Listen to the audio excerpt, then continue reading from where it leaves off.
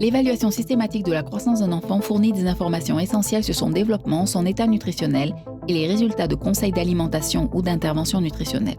Le poids est une mesure fondamentale pour suivre la croissance d'un enfant et évaluer les risques de faible croissance et de malnutrition. Cette vidéo montre comment mesurer correctement le poids d'un enfant à l'aide d'un pèse-bébé.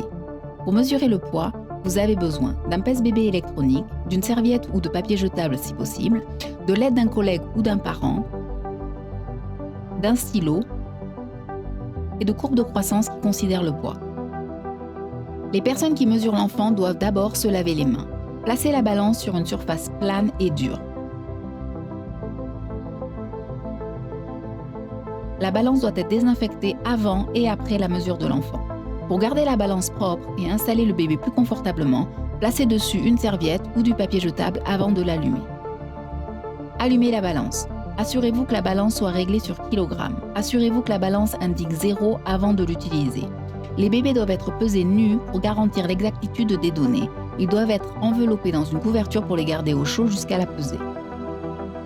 Avant de peser un enfant en bas âge, demandez aux parents d'enlever tous les vêtements de l'enfant ainsi que sa couche. Si enlever la couche ne convient pas, assurez-vous au moins qu'elle est propre. Ne mesurez pas un enfant immédiatement après un repas. Posez l'enfant au centre du pèse-bébé. Veillez à ce que l'enfant ne touche rien, y compris le parent, lorsque vous lisez la mesure. Si l'enfant bouge, essayez de le réconforter et de le calmer jusqu'à ce qu'il puisse rester immobile avant de lire la mesure. Lire la mesure sur l'écran à 0,01 kg près. Lisez la mesure à voix haute et notez-la immédiatement. Exemple, 4,73 kg. Si un enfant de moins de 2 ans peut s'asseoir seul, il peut être assis sur la balance. Si vous ne reportez pas la valeur sur des courbes de croissance, vous ne pouvez pas la comparer à ce qui est attendu. Une mesure unique ne reflète pas la croissance.